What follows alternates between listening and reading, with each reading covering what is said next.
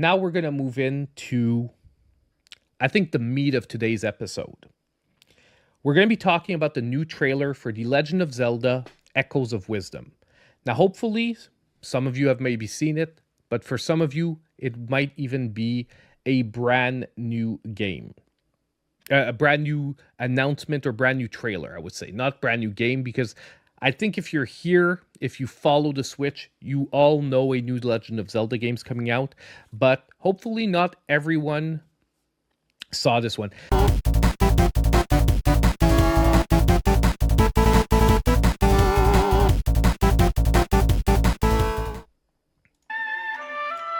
Welcome to Hyrule, a vast land where Princess Zelda will journey through her grand adventure.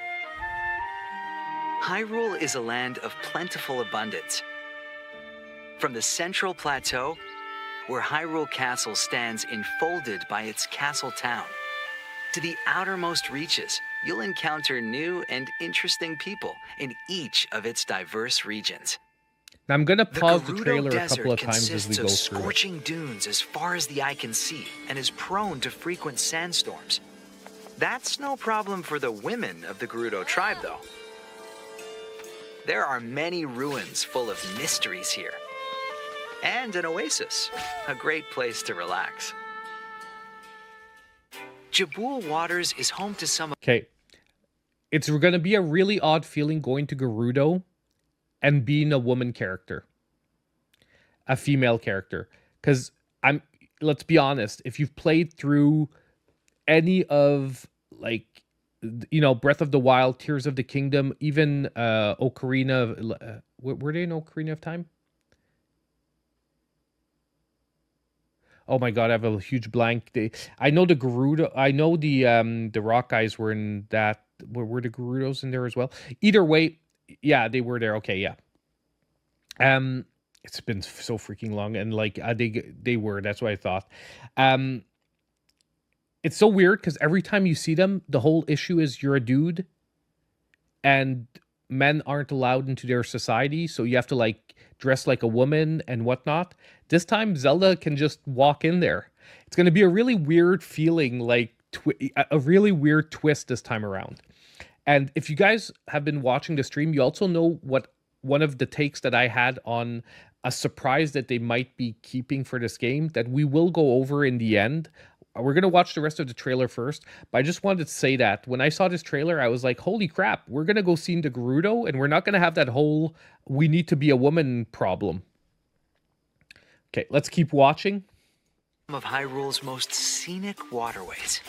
It's also where you can find the Sea Zora and the River Zora, who each reside in their respective villages.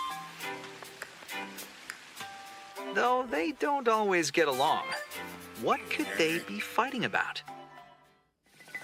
Daunting cliffs and lava flows dominate the Eldin volcano region.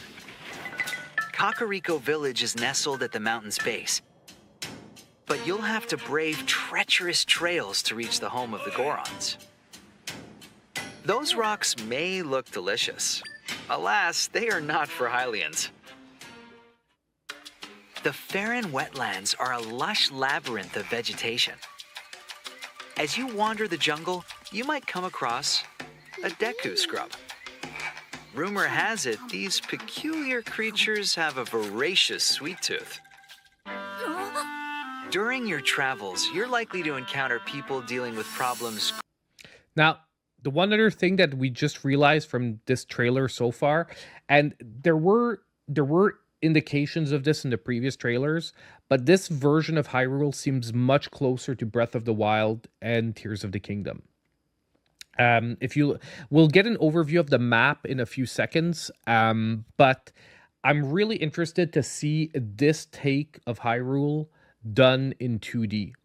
You know what I mean? Because there's always been sort of this separation of Hyrule between the 2D versions of Hyrule and the 3D versions of Hyrule. And there's been other iterations. Like, if we take like the DS games there, whatchamacallit,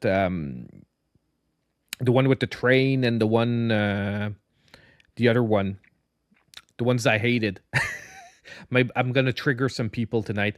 But yeah, the two Zelda games I hated, the DS ones, or even if you take Minish Cap, Spirit Tracks, thank you, and but there's the other one too. Either way, didn't like the DS games. But if you look, like, there's been various versions of Hyrule, and there's even been games where it doesn't even happen on Hyrule. Like most of the Game Boy games before that weren't even in Hyrule per se. They happened in other locations. But there's always been this disparity between the 2D and the 3D versions. Phantom Hourglass, thank you so much. If you guys don't know me yet, I am terrible for titles of games, okay? I have a super visual memory. So if you show me like an image from a game, I'll tell you what game it is.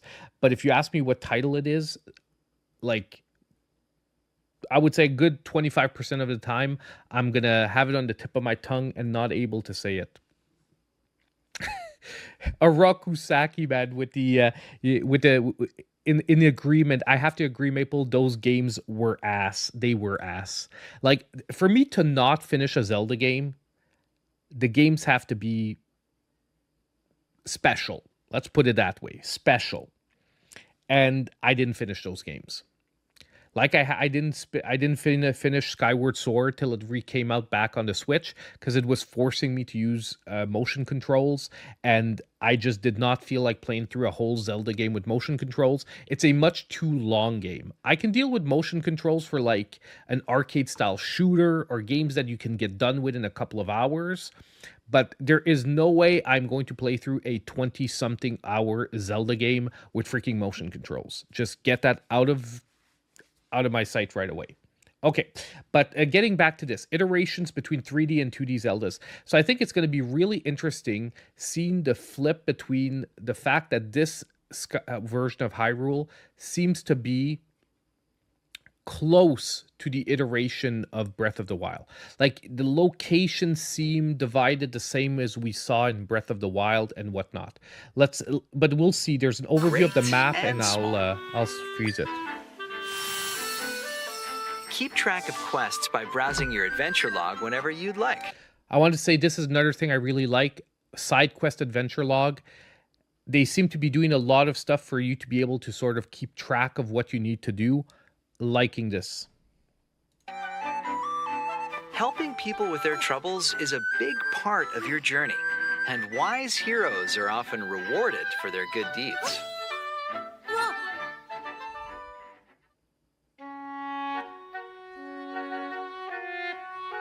Objects known as waypoints are scattered throughout the land. Once you've discovered one, you can return to it quickly by selecting it. Here, we get an overview of the map. Sorry, pausing again. It's going to be a pain in the ass, but this is what I want to do. I want to dissect, especially a trailer that's like 5 minutes long. Trying to go back over everything we saw in 5 minutes in one shot is going to be impossible. But look at the division in the map. You have the Sora, you have the water people at the top.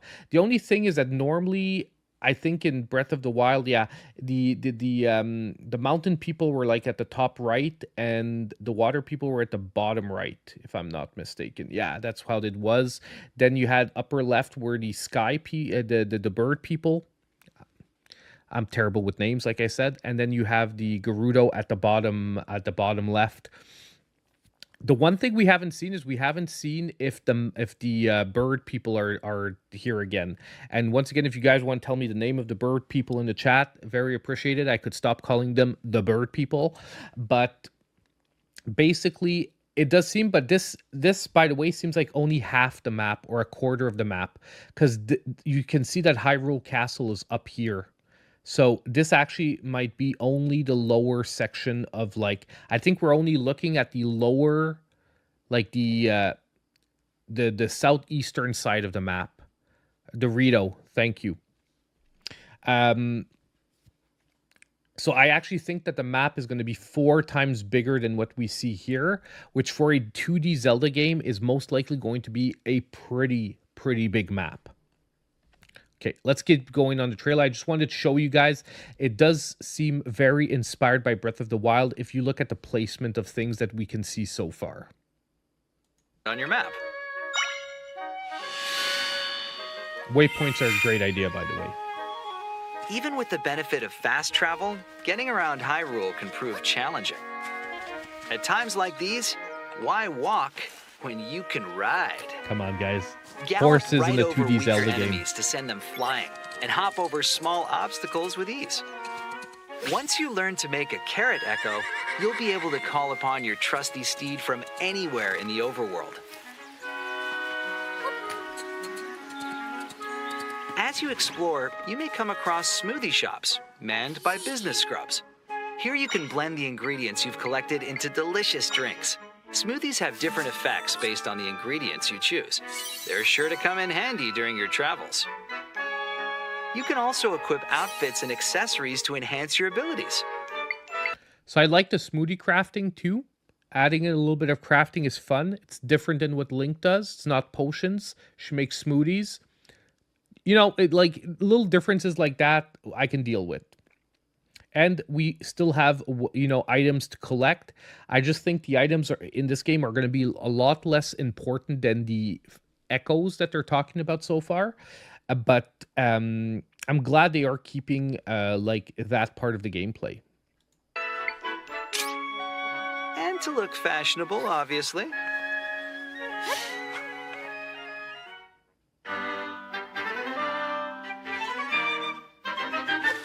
Whether you're trekking over rugged plateaus, through winding caves, or other complex locales, creating echoes Yeah, is we can't key watch to success. we can't watch One But Piece most sometimes likely on the they show, may guys. not be enough.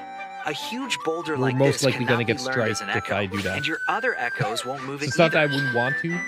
For obstacles like these, Try Guys, has this got is you pure covered out with of the power of here. bind.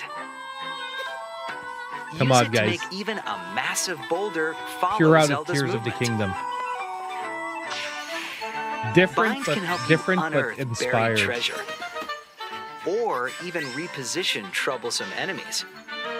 That you seems can a little also cheap, use though. bind on your echoes. So get creative and find ways to forge ahead. Alternatively, if you want to follow a moving object yourself, you can use reverse bond to go where it goes. Take advantage.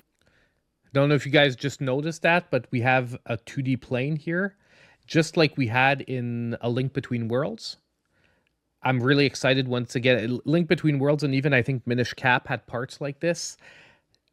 Super excited that they're doing this again in like going between the two perspectives. I'm pretty sure they've done it in even more games than that. It's just those are the two that are like hitting me right away. I'm really hoping that we get a decent part of this. The what I'll show. We'll talk about something a little later. I'm just gonna let's move through the rest of this. Reverse bond to go where it goes. Take advantage of a creature's ability to fly or to move around quickly. Swapping between bind and reverse bond is a great way to find clever paths forward. Let your imagination run wild, and you're bound to come up with all sorts of ideas. Use bind in combination with your echoes to overcome obstacles. Understanding how these two abilities work together will be essential to your progress. Like, there seems to be a lot of open gameplay, like they did with Tears of the Kingdom, where, like, your mind, you're going to be able to, like, mysterious rifts cheat are a lot overtaking Hyrule. What else will Zelda have to contend with in her grand adventure to save her kingdom? There's only one way to find out. The Legend of Zelda. So that's pretty much the end of the trailer, guys. I just want to make sure there wasn't Echoes anything of at the Wisdom. end. But Available I'm pretty sure there September isn't. 26th, No. only on the Nintendo Switch. So I'm really wondering if they're going to show us, because this is the part they're still keeping secret, if you will. Because they've showed us a lot now. Like, now we probably saw, like, okay, I'll have to go back to my take for people that weren't there for the original take on Echoes of Wisdom, because if you've been following a lot of the news on this game, there was a rating that was discovered, and Nintendo was describing in the rating. Sorry, Topaz knocked my controller over, and she knocked over the good one. She knocked over the 8-bit Do controller. A little bit annoying with that one. But what I was saying was, okay, so I did have a theory about this game because there was a rating that basically said that Zelda will be playable, Link will be playable in the game because they talk about sword combat and whatnot. The only thing that I then realized, there's two possibilities. When you're controlling mobs, and we see it somewhere in the trailer, he does fight with a sword. So I'd have to look at the wording that they found, but here, because the sword combat could also refer to when you're controlling a mob here. Many ruins full of mysteries Like this. here. Okay, that was sword combat. We don't see a lot of it, but they could have been just referring to that. Or they could have been referring to the fact that Link is maybe playable in the beginning of the game. However, I had a bigger, wider theory with that, where I'm wondering if the part of the game that they're keeping secret, because you know that Nintendo does this a lot. They show us a lot of the game. Think of Tears of the Kingdom. We saw so much of the game, but when we actually played of the game, there was a lot that they didn't tell us as well. Okay? And basically, my thoughts were, what if we are going to flip between control of Zelda and control of Link? And there's many theories in this that are working against that belief. Okay. I had a deeper belief that this was going to happen till I saw this trailer, because they went so deep into the Zelda gameplay that I'm like, are they really, at this point, putting so much into the Zelda gameplay, are they really going to make Link playable as well? For a half of the game, or a quarter of the game, or a good chunk of the game, okay?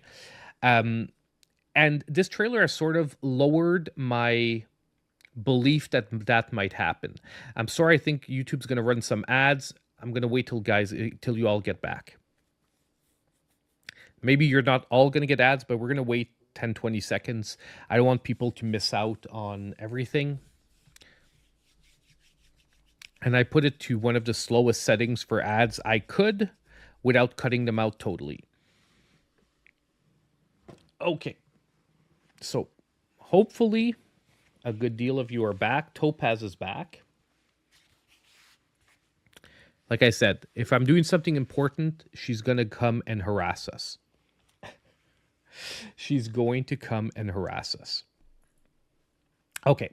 So, so my belief in that has maybe lowered somewhat, but I still do think it could be a possibility that they're hiding from us. And the biggest thought that brought is here where Zelda jumps into the gaps, or what are they calling them? Hold on, they're calling them. Will Zelda have to contend with in her grand adventure to start overtaking Hyrule? What are they calling them? Mysterious rifts are Rifts. overtaking. Rifts, exactly. So, two possibilities. What's that? Now they're keeping this a secret for the moment, because obviously you can see that the trailer's like, what's happening when we jump into the rift? What if this is where we jump into the Link gameplay?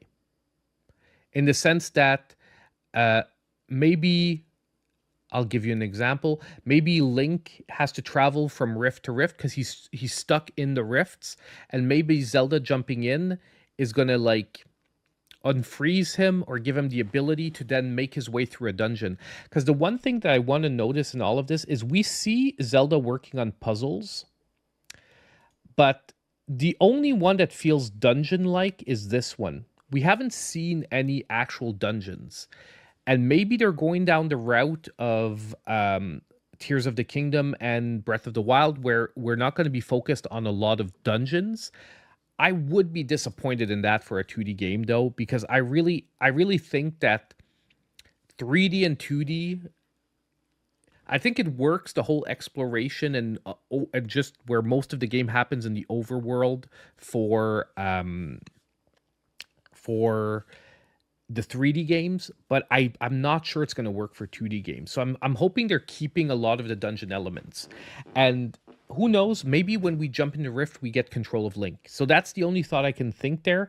Or there's just another like side to the gameplay of Zelda that they're still keeping secret from us, that either they're going to reveal right before the release of the game, so like first week of September, or they're just not going to talk about it and it's going to be like they're going to want people to go nuts about it when it actually comes out. But this trailer, honestly, I'm going to tell you right now, had managed to get me even more excited for the game. And that is whether Link is actually playable or not. I've just become even more excited. I was already very positive about the game. I was already very excited, but seeing a lot of these mechanics and the freedom to use them is really making me super positive about the game. And it's actually brought me to the point where I've always said Zelda didn't necessarily need Link to deliver a good game, but seeing all these mechanics, I'm more convinced that they don't need to do that. I still think it would be a better move if they did my idea, or when I say my idea, my but like I think that would be a better idea to swap between the two, because I think that would really cater to everyone in the Zelda community, giving us something fresh and new in controlling Zelda, at the same time catering to those who like the classic gameplay for parts of the game controlling Link. You know, I think it would be like the smart move. But at the same time, this trailer has made me comfortable to say that even if that's not part of it, I think there's going to be a lot to love here. And I am really hoping we have time to play through this whole game on stream. I think I'm going to work very hard to make that happen. Ganon is playable. Honestly, I don't think so. The one thing, though, is that when you look at the artwork for the game, you do see Link and Ganon very predominant. Now, they could be only using that for clout, just because Link is so recognizable with the Zelda franchise, because Zelda is definitely at the forefront. But you do have Ganon and Link very predominant in the artwork at the back. So to see them once at the beginning of the game and then make them unplayable, I don't feel is the way to go.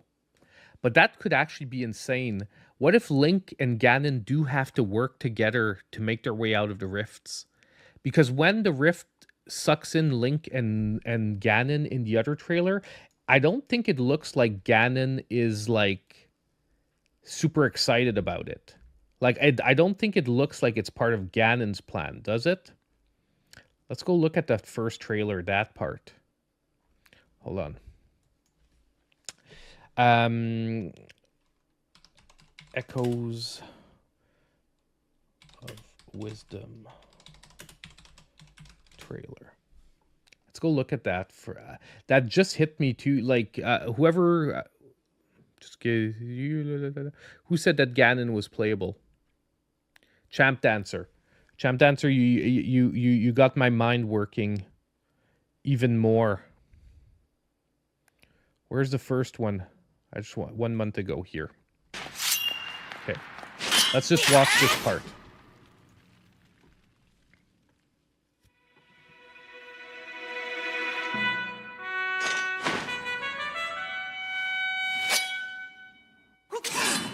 You're allowed to your opinion on the Enigma, Hitmeister.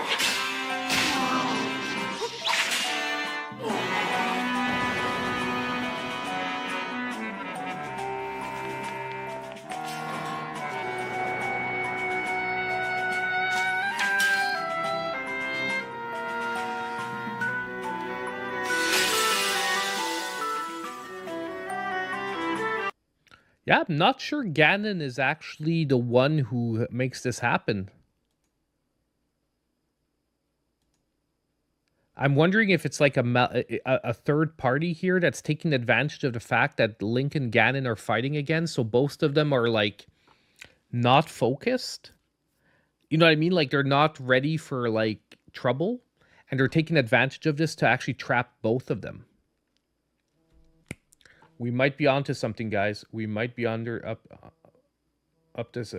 something here. Give me just seconds. An Amber Alert.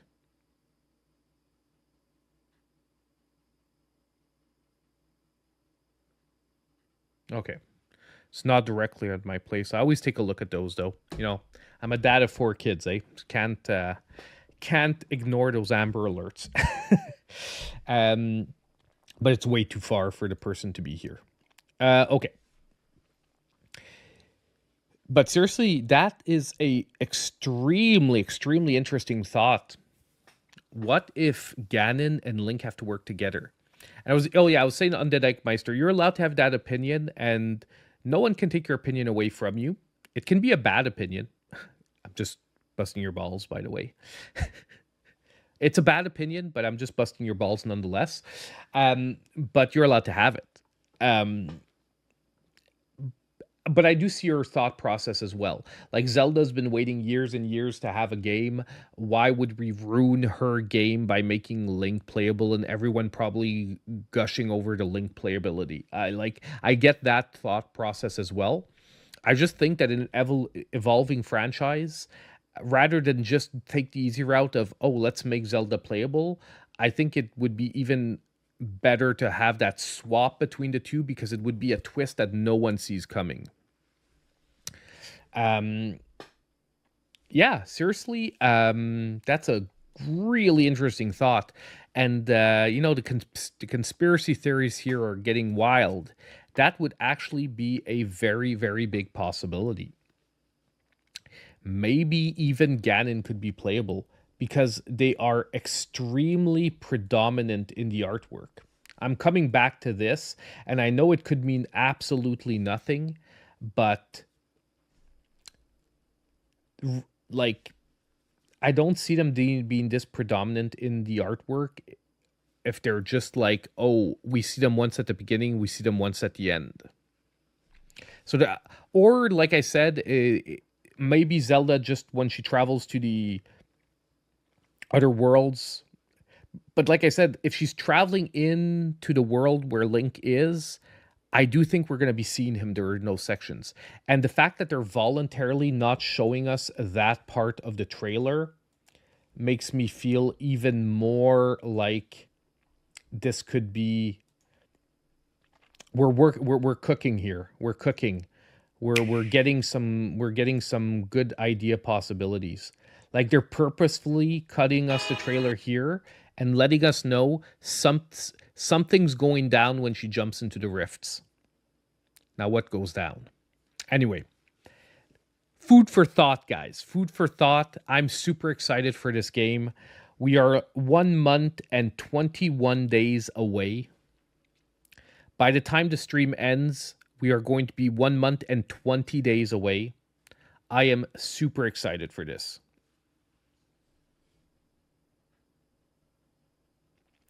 First time viewer, first time commenter. What if Link is under some evil control of some sort? That could happen as well. Maybe Zelda's going to have to fight an evil Link in the rifts. That could be an interesting thought as well. I wouldn't see the point of having Ganon there if that was true, but it could be a possibility. Look, nothing is off the table here. And like I said, Nintendo loves throwing us a curveball like at the last minute and keeping just enough away.